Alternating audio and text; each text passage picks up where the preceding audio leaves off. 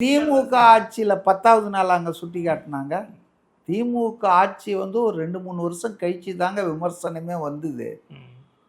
ஆனால் இவங்க 10வது நாள் இவங்க ஆட்சியை விட்டு போயிருக்காங்க. அதனுடைய நீட்சி தான் இதெல்லாம். இனிமேல் தான் போலீஸ் ஆஃபீஸர்ஸ்லாம் களத்தில் இறங்கணும்.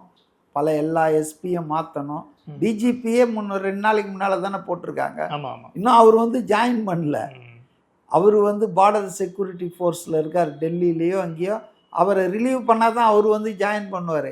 அப்புறம் அந்த மகேஷ் குமார் அகர்வால் பொறுப்பேற்று அப்புறம் அவர் அப்படி பார்த்து தமிழ்நாட்டில், ஏன்னா ஏற்கனவே அவருக்கு அனுபவம் இருக்குல்ல, எந்தெந்த எஸ்பி எப்படி என்ன ஏதுன்னு ஸ்டடி பண்ணி அவர் ஒரு மாற்றல் உத்தரவு போடுவார்.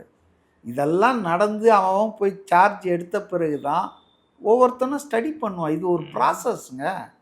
சுவிட்சு போட்டால் லைட் எரியிற மாதிரி எதுவுமே நடக்காதுங்க. அதை தான் அவர் சொல்கிறார். என் தலையில் கட்டுறீங்களா, கரூரை கட்டினாங்கல்ல,